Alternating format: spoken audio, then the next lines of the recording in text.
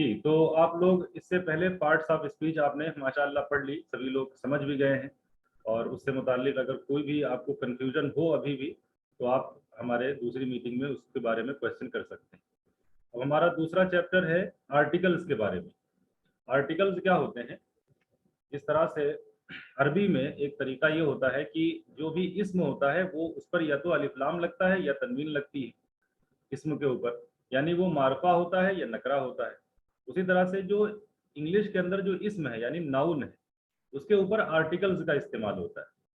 जो इंग्लिश के अंदर जो इस्म है यानी नाउन, अभी जो आपने पार्ट्स ऑफ स्पीच पढ़ी तो उसमें से जो पहला पार्ट है, पहला जो हिस्सा है नाउन। अब आज सिर्फ नाउन के बारे में बात होगी, बाकी के बारे में बात नहीं होगी, नाउन के बारे में कि नाउन पर आर्टिकल, आर्टिकल एक तो होता है द, जैसे कि the book, the pen, the school, और दूसरा आर्टिकल होता है ए, जैसे a pen, a school, a boy, और एक तीसरा आर्टिकल होता है एन, जैसे an apple, an elephant, an eye. तो इनको आर्टिकल्स कहा जाता है। तो इनको कहाँ पर कैसे इस्तेमाल करना है, आज हम उसी के बारे में जानेंगे कि कहाँ पर आप द का इस्तेमाल करें, कहाँ पर एन का और कहाँ पर ए का। तो I am going to share the screen. आप अपनी स्क्रीन पर देख सकते हैं और आप इसको जूम करना चाहें तो जूम भी कर सकते हैं। तो पहले आप देखिए आर्टिकल्स। आर्टिकल्स यानी ये तीन चीजें ए, एन और द, ये तीनों के मजमूए का नाम है आर्टिकल। ठीक है, और ये आर्टिकल कहाँ पर यूज होते हैं? नाउन्स के ऊपर, ये याद रखिएगा, क्योंकि इन आर्टिकल्स का सीधा ताल्लुक, डायरेक्ट कनेक्शन नाउन से है और किसी चीज से नहीं है। कभी भी वर्ब से पहले, एडजेक्टिव से पहले, प्रीपोजिशन से पहले, एडवर्ब से पहले इनका इस्तेमाल नहीं होगा, नाउन से पहले होगा। नाउन से पहले इन तीन में से कोई एक चीज जरूर इस्तेमाल होगी। तो अरबी में आपने, अगर आपने अरबी पढ़ी है तो आपने गौर किया होगा कि लड़का को अल वलद कहा जाता है। जैसे आपको कहना है लड़का, तो आप उसका तर्जुमा करेंगे अल वलद, अलिफ लाम का इस्तेमाल करेंगे। और अगर है एक लड़का तो उसका तर्जुमा करेंगे वलदुन, यानी एक लड़का। तो इन दोनों में फर्क क्या है?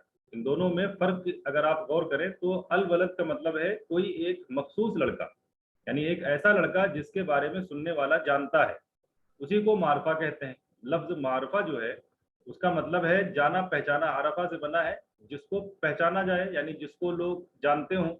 तो अगर आप अल वलद अरबी में कहते हैं तो उसका मतलब ये होता है कि वो लड़का जिसको सुनने वाला जानता है। और जब आप वलदुन कहते हैं तो इसका मतलब है कोई सा भी लड़का। ये नकरा है, ये मारफा नहीं है, ये नकरा है। तो इन दोनों में फर्क यही है कि अल वलद का मतलब है कोई खास लड़का जिसके बारे में सुनने वाला जानता है कि किस लड़के की बात हो रही है, और वलदुन का मतलब है कोई भी लड़का।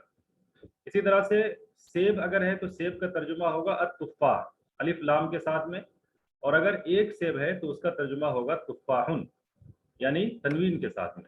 तो अतुफ़ाह में और तुफ़ाहुन में भी यही फर्क है कि अतुफ़ाह का मतलब है कोई एक सेब, यानी जब आप कहेंगे अतुफ़ाह तो इसका मतलब है सामने वाला ये जानता है कि आप किस सेब की बात कर रहे हैं। दुनिया भर में बहुत सारे सेब हैं, उनमें उनसे लेना देना नहीं है। ये कोई एक मखसूस सेब है जो आप कल खरीद के लाए थे उसके बारे में, या जो कल जो आपके पास है उस सेब की अगर बात हो रही है तो उसको अतुफ़ाह कहा जाएगा। और अगर ऐसे ही किसी सेब की बात हो रही हो जनरल, तो उसको तुफ़ाहुन कहा जाएगा। तो ये फ़र्क है अलिफ लाम का और तनवीन का। ये हमने उन लोगों के लिए बता दिया जिन्होंने आलमियत में के कोर्स में पढ़ाई नहीं की है। अब बाकी जो लोग जिन्होंने आलमियत में पढ़ाई की है, आलिम है, तो उनको ये समझने की ज़रूरत नहीं है कि अलिफ लाम और तनवीन में क्या फ़र्क है। उनको बस ये समझने की ज़रूरत है कि अलिफ लाम की जगह पर इंग्लिश में द का इस्तेमाल होता है और तनवीन की जगह पर ए या एन का इस्तेमाल होता है।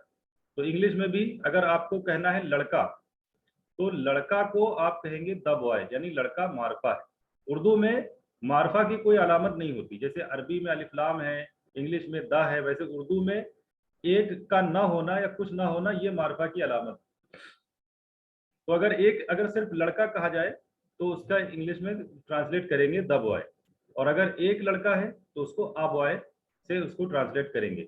और यहाँ पर भी वही फर्क होगा, द बॉय का और आ बॉय का जो फर्क है दोनों का, वो यही है कि द बॉय का मतलब होगा कोई एक पर्टिकुलर लड़का, कोई एक मखसूस लड़का जिसके बारे में आप जानते हैं। और आ बॉय का मतलब है कोई भी एक लड़का। जैसे केम एक लफ्ज होता है, CAME, केम, है ना। उसके माने होता है आया। तो अगर ये कहा जाए लड़का आया तो उसके लिए होगा द बॉय केम। और अगर ये कहना है एक लड़का आया तो उसके लिए क्या होगा, अ बॉय केम। यानी कि जब ये कहा जाए द बॉय केम तो इसका मतलब ये है कि लड़का आया, और ये लड़का कौन है जो आप जानते हैं। जब जिसकी हमने पहले बात की है, यानी उसका कॉन्टेक्स्ट से ये पता चल रहा है, द लगने का मतलब ये है कि ये लड़का मारूफ है, मारफा है, जो सुनने वाला है उसके वो उसको जानता है, तो वहां पर द बॉय का इस्तेमाल होगा। और अगर ऐसे ही किसी भी लड़के की बात हो रही हो कि कोई आया एक लड़का, तो अ बॉय केम कहा जाएगा। ठीक है।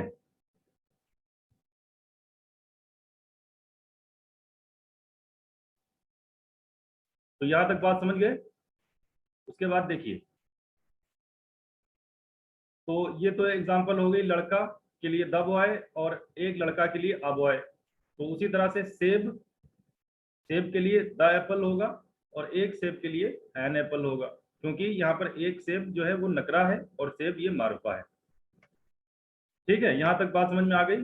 अब एक चीज गौर करने वाली ये है कि यहाँ पर एन आया है और यहाँ पर ए आया है। ठीक है।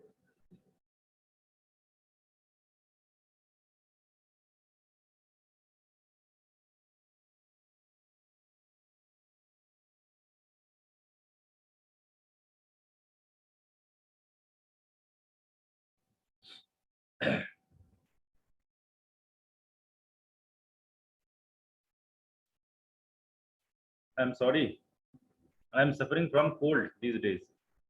I am very very sorry for inconvenience. थोड़ा जुकाम हो गया है, उसके लिए आई एम सॉरी। तो सेब के लिए द एप्पल हो गया, एक सेब के लिए एन एप्पल हो गया। आपने यहाँ पर गौर किया कि यहाँ पर एक के लिए एक ए बॉय आया है, यानी आ का इस्तेमाल हुआ है, और यहाँ पर एक के लिए एन इस्तेमाल हुआ है। तो इन दोनों में क्या फर्क है, अब इसके ऊपर हम बात करेंगे।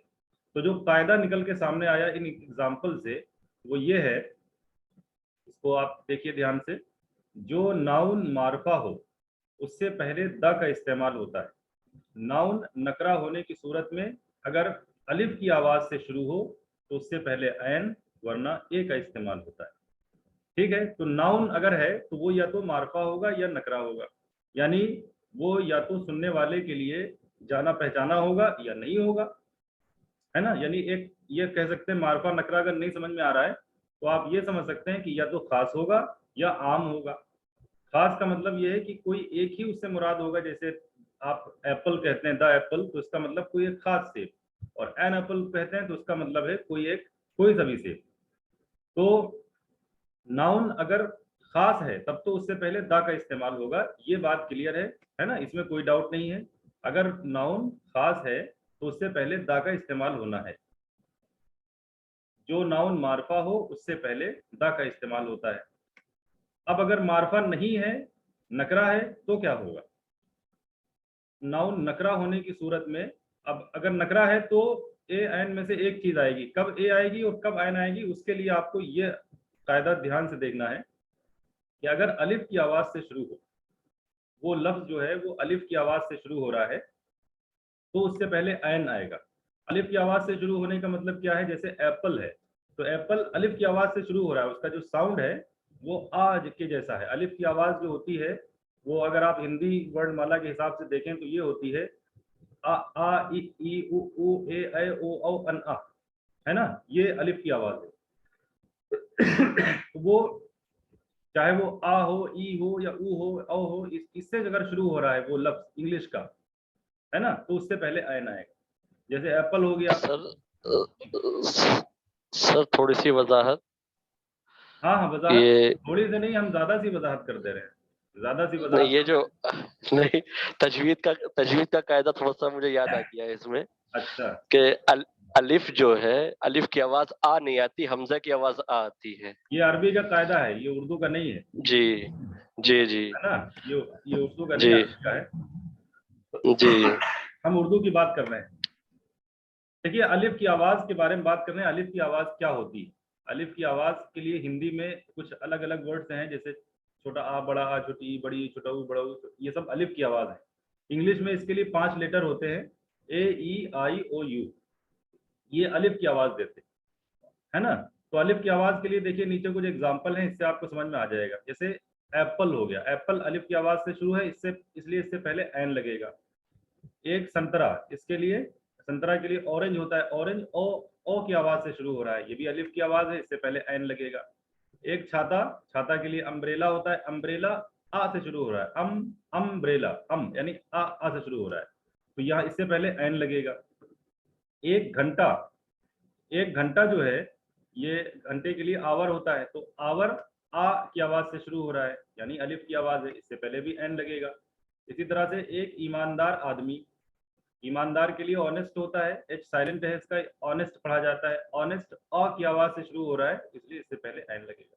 तो हर वो इंग्लिश का वर्ड जो अलिफ की आवाज से शुरू हो, यानी उस इंग्लिश के वर्ड को अगर आप उर्दू में लिखें तो वो अलिफ से शुरू हो तो उससे पहले एन लगेगा, बाकी सबसे पहले ए लगेगा। ठीक है, यही तो लिखा है ना कि उससे पहले एन लगेगा, वरना ए का इस्तेमाल होता है। इसके लिए एक कायदा एक बहुत आसान लोग बना के पेश करते हैं कि इंग्लिश का वर्ड अगर AEIOU से शुरू हो तो उससे पहले एन लगाकर होगा, बाकी सबसे पहले ए होगा, यानी जो वॉयल्स हैं उनसे पहले एन लगेगा और जो कॉन्सोनेंट हैं उनसे पहले ए लगेगा।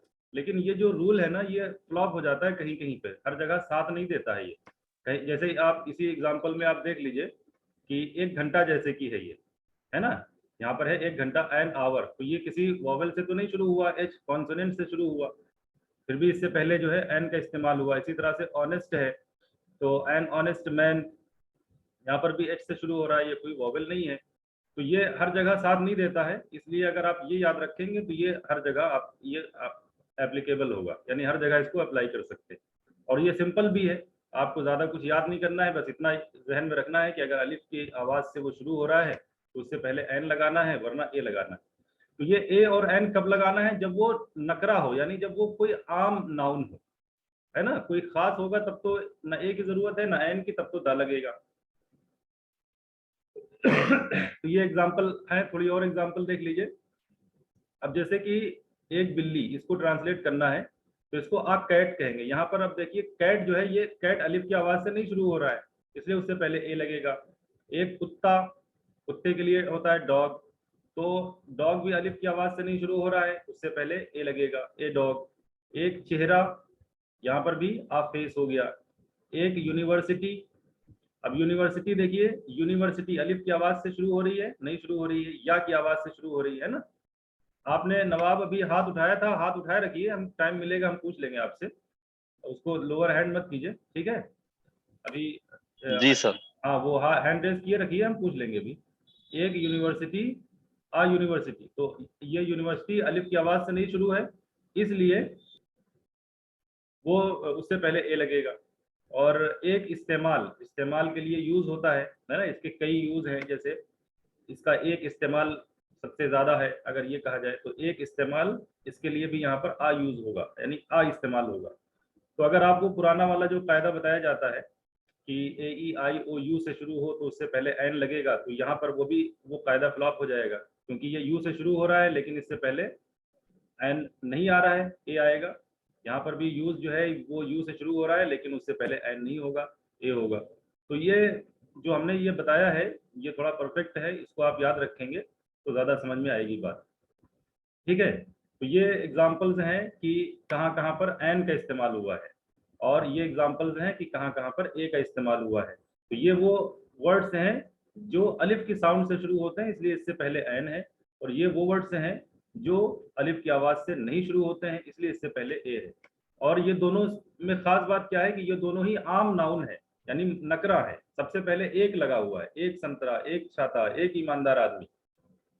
अगर एक नहीं लगा होगा तो इसका मतलब ये है कि वो मारफा है, जैसे कि गाय, तो वहां पर अब आपको द लगाना होगा। फिर इससे मतलब नहीं है कि वो अलिफ की आवाज से शुरू हो रहा है कि नहीं शुरू हो रहा है, इससे कोई लेना देना नहीं। अब सिर्फ ये है कि सबसे पहले द लगाना है। तो गाय के लिए द काऊ हो गया, अंडा के लिए द एग हो गया, आलू के लिए द पोटैटो हो गया, टमाटर के लिए द टोमेटो हो गया, हाथी के लिए द एलिफेंट हो गया। ठीक है जी, नवाब अली साहब बताएं। सर आम और खास से क्या मुराद है, ये क्लियर नहीं हो पा रहा। आम और खास से, जी जी ठीक है। ये एक्चुअली कॉन्टेक्स्ट से समझ में आएगा, यानी सियाक व सवाक से। मिसाल के तौर पर यही जो जुमला था कि लड़का आया, तो अब आपसे अगर किसी ने कहा लड़का आया, तो इसका मतलब ये है कि वो आप जानते हैं कि किस लड़के की बात हो रही है। मिसाल के तौर पर हम आप बैठे हुए हैं, है ना, कोई एक तीसरा जी आदमी जी आया और उसने ये कहा कि लड़का आया, ये लड़का आ गया, लड़का आ गया, ये उसने कहा। अगर जी इसको हम यही समझेंगे ना कि आप जानते हैं कि लड़के से कौन सा लड़का मुराद है। लड़के से हामिद मुराद है, जैद है, या राम मुराद है, या शाम मुराद है ना। इस लड़के से अगर जी ये कहा गया लड़का आ गया, तो इसका मतलब आप जानते हैं किस लड़के की बात हो रही है। और अगर उसने ये कहा आकर जी कि एक लड़का आया है, तो इसका मतलब क्या हुआ कि आप नहीं जानते कि कौन वो एक लड़का कौन है। एक लड़का का मतलब एक लड़का आया है, इसका मतलब ये है कि वो कोई भी हो सकता है, आप नहीं जानते, यानी वो नकरा है। तो जब वो ये कहेगा कि एक लड़का आया है, तो ये कहा जाएगा अ बॉय हैज कम। अगर वो उसको ये कहना है कि एक लड़का आया है, यानी एक लड़का आया है, वहां पर एक पे जोर नहीं है, वो ये है कि एक लड़का आया है, तो अ बॉय हैज कम बोला जी जाएगा। और अगर ये कहा जाए कि लड़का आ गया, तब ये कहा जाएगा द बॉय हैज कम या द बॉय केम। ठीक है, तो ये, जी शुक्रिया। हाँ, ये खास और आम का फर्क है। और जब भी आप नाउन का इस्तेमाल करेंगे सेंटेंस के अंदर, तो वो हमेशा या तो खास होगा या आम होगा, यानी उससे कोई एक पर्टिकुलर चीज समझी जा रही होगी। जैसे आप बुक की बात करें, तो बुक या तो कोई एक पर्टिकुलर बुक की बात होगी, किसी कोई एक खास किताब का जिक्र होगा, या फिर किसी भी किताब का जिक्र होगा। फॉर एग्जाम्पल, किसी की हाँ, जैसे कि हम ये आपसे कहें कि किताब बहुत मुश्किल है, तो अब इसका मतलब है कि कोई एक किताब की बात हो रही है, सारी किताबों की हम बात नहीं कर रहे हैं। हम एक, अगर ये जुमला कोई बोलता है कि किताब बहुत मुश्किल है, तो तब इसका ट्रांसलेट होगा the book is very difficult, the book कहेंगे। और अगर ये कहा जाए कि किताब अच्छी होती है ना, किताब फायदेमंद होती है, अगर ये कहना है, तो अब यहाँ पर इसका मतलब है कि आप पूरी दुनिया की सारी किताबों की बात कर रहे हैं। तो वो एक जनरल बात हो गई, उसके लिए आबुक होगा कि आ बुक इज वेरी यूजफुल, एक किताब बहुत फायदेमंद होती है, आ बुक इज वेरी गुड वगैरह। तो ये खास और आम का फर्क है। ठीक है, तो ये अगर खास जी हो गया, अगर नाउन अगर खास है, तब तो आपको द का इस्तेमाल करना है। और अगर वो आम है यानी नकरा है, तो आपको ये डिसाइड करना है कि हम ए लाएं या ऐन लाएं। तो अब आप ये गौर करेंगे कि वो अलिफ की आवाज से शुरू है या नहीं शुरू है। अगर अलिफ की आवाज से शुरू है तो ऐन आएगा, नहीं शुरू है तो ए आएगा।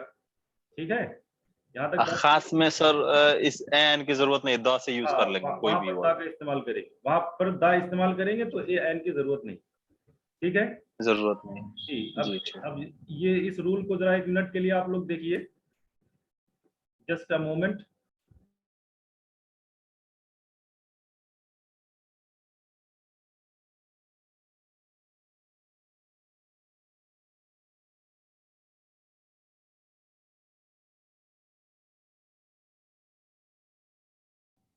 जी, अब ये एक रूल है ये भी, कि इसको आप समझ लीजिए, उसके बाद फिर हम आप लोगों से क्वेश्चन करेंगे कुछ, कि कहाँ पर ए लगाना है, कहाँ पर एन लगाना है। ये है दर्ज झेल नाउन से पहले मुनासिब आर्टिकल्स का इस्तेमाल कीजिए। ये क्लास वर्क है, यानी ये अभी हम आप लोगों से सबसे पूछेंगे, जितने क्लास में जो लोग शरीक हैं। और उसके बाद एक एक्सरसाइज होगी, होमवर्क होगा, जो आपको करके जो नंबर हमने आपको दिया है उस व्हाट्सएप नंबर पे भेजना है। तो ये एक लास्ट कायदा और है, इसको समझ लीजिए। जो अस्मा, अस्मा यानी कि नाउन्स, जो नाउन्स वाहिद और काबिल शुमार हों, जो वाहिद हों और काबिल शुमार हों, यानी सिंगुलर हो, काउंटेबल हो। वाहिद का मतलब ये है कि एक हो, जैसे कि बुक है, ये एक है, बुक्स ये प्लूरल है, ये जमा है। या पेन ये वाहिद है, पेन्स ये जमा है। तो जो वाहिद हो, एक हो, है ना, और काबिल शुमार भी हो, जिसको गिना जा सकता हो। बहुत सारी चीजें, बहुत सारे नाउन ऐसे होते हैं जो गिने नहीं जा सकते, जैसे कि टी हो गया, वाटर हो गया, है ना, गोल्ड हो गया, सिल्वर, मीट, शुगर, साल्ट, ये सारी चीजें सब अनकाउंटेबल है, ये गिनी नहीं जा सकती। तो जो गिनी नहीं जा सकती उनकी बात नहीं हो रही अभी। जो चीजें गिनी जा सकती हैं, जैसे कि चेयर है, टेबल है, बुक है, पेन है, बॉटल है, ये सारी चीजें काउंटेबल हैं, काबिल शुमार हैं। तो जो चीजें काबिल शुमार हों और वाहिद हों, ये दो चीजें नाउन में अगर पाई जाए, तो उनसे पहले किसी न किसी आर्टिकल का लगाना जरूरी होता है। यानी इन तीनों आर्टिकल में से, जो अभी ऊपर जिसका जिक्र हुआ, इन तीनों में से एक का लगाना जरूरी होगा। तीनों आर्टिकल, या तो द लगेगा, या ए लगेगा, या एन लगेगा, वो खाली नहीं रह सकता। मिसाल के तौर पर अगर कोई ये कहता है मैं एक स्टूडेंट हूँ, है ना। इसको इंग्लिश में अगर कोई इस तरह से ट्रांसलेट करता है आई एम स्टूडेंट, तो क्या ये सही है? बताइए, is it correct? I am student गलत होगा। आई एम स्टूडेंट गलत है, क्योंकि स्टूडेंट वाहिद भी है और काबिल शुमार भी है, इसलिए उससे पहले एक आर्टिकल होना चाहिए, आई एम आई स्टूडेंट होना चाहिए। या अगर कोई ये कहता है दिस इज अ मोबाइल, अगर दिस इज अ मोबाइल की जगह पर सिर्फ ये कहता है दिस इज मोबाइल, तो गलत होगा। मोबाइल से पहले आ लगना चाहिए या द लगना चाहिए। This is the mobile phone होगा या this is a mobile phone होगा, है ना। तो हर वो नाउन जो सिंगुलर हो और काउंटेबल हो, यानी वाहिद भी हो और काबिल शुमार भी हो, उससे पहले किसी न किसी आर्टिकल का लगाना जरूरी होता है।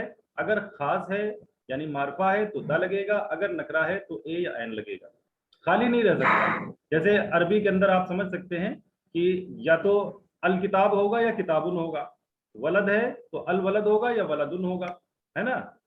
तो ऐसा नहीं हो सकता कि दोनों ही ना हो, कुछ खास सिचुएशन में हो सकता है अरबी में, लेकिन नॉर्मली ऐसा होता है कि दो में से एक चीज का लगना जरूरी होता है। ठीक है, तो ये एक बात हो गई।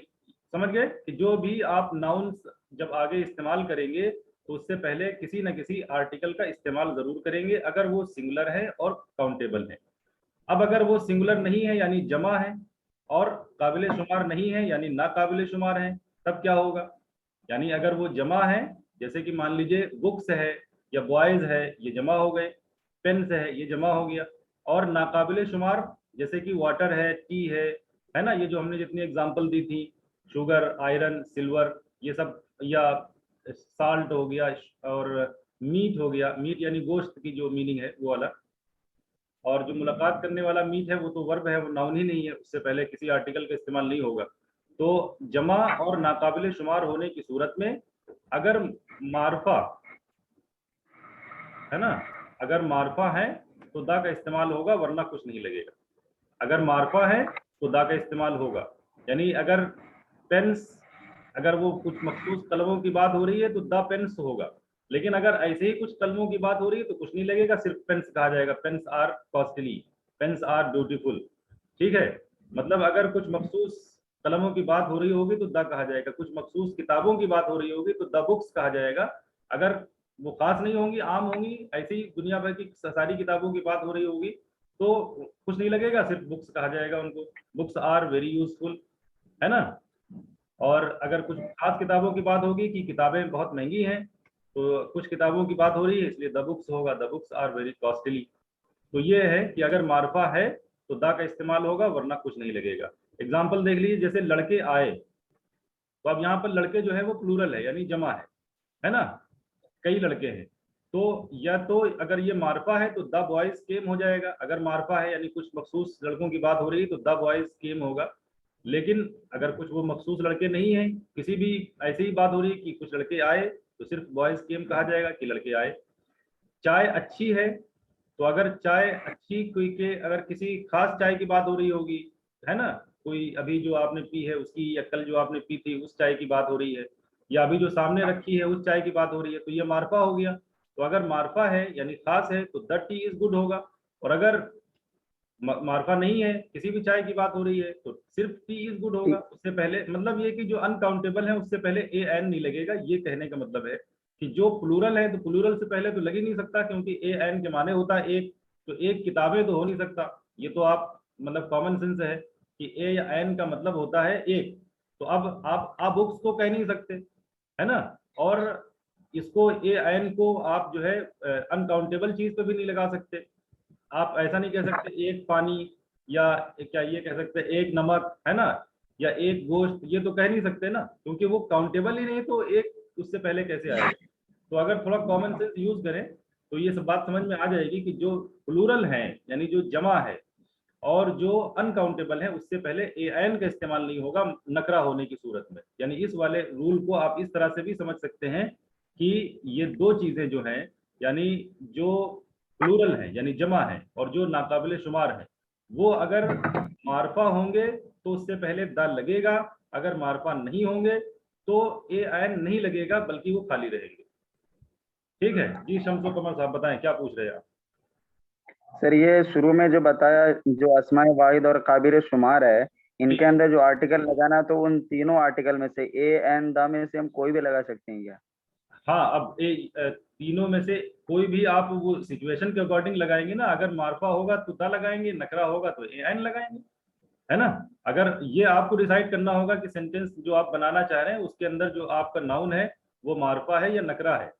अरबी में भी ऐसे ही होता है कि आप तय करेंगे कि पहले कि ये मार्फा की बात हो रही है, नकरा की हो रही है। अगर मार्फा है वो देखा जाए। हाँ, ये सुनने में लग रहा है कि थोड़ा मुश्किल होगा, लेकिन मुश्किल नहीं होगा। वो कॉन्टेक्स्ट से समझ में आ जाता है कि कहाँ पर वो मार्फा है, कहाँ पर नकरा है, यानी कहाँ पर खास है और कहाँ पर आम है। तो अगर वो खास है तब तो दा लगेगा, और अगर खास नहीं है तो ए एन लगेगा। ठीक है, चलिए आप लोग तैयार हैं बताने के लिए? और किसी कुछ पूछना है इस पूरे में से मतलब इससे पहले कि हम आपसे पूछें, आपको जो कंफ्यूजन हो या कुछ और एक्सप्लेनेशन की जरूरत हो तो आप पूछ सकते हैं। ठीक है, ज्यादा कुछ आज बातें नहीं बताई हैं, बस इतनी ही है कि जो नाउन मार्फा हो उससे पहले दा का इस्तेमाल होगा। जो नाउन मार्फा ना हो यानी नाउन नकरा होने की सूरत में अगर अलिफ की आवाज से शुरू हो तो उससे पहले एन वरना ए का इस्तेमाल होता है। ठीक है, फिर उसके बाद ये पूरी एग्जाम्पल्स हैं। और इसके बाद ये एक छोटा सा कायदा ये भी है कि जो अस्मा वाहिद और काबिल शुमार हो, है ना, सिंगुलर एंड काउंटेबल, उनसे पहले किसी न किसी आर्टिकल का लगाना जरूरी होता है। अब कोई ना कोई आर्टिकल जरूर लगेगा। अब अगर वो मार्फा होगा तो दा लगेगा, नकरा होगा तो ए एन लगेगा। खाली नहीं रह सकता, कहने का ये मतलब है कि वो खाली नहीं रह सकता। आप ये नहीं कह सकते कि दिस इज बॉय, आप ये नहीं कह सकते कि आई एम स्टूडेंट या ही इज डॉक्टर। अगर आपको ये कहना है वो डॉक्टर है तो ही इज डॉक्टर नहीं कह सकते, ही इज अ डॉक्टर कहना होगा। Sir, your voice is not, sir.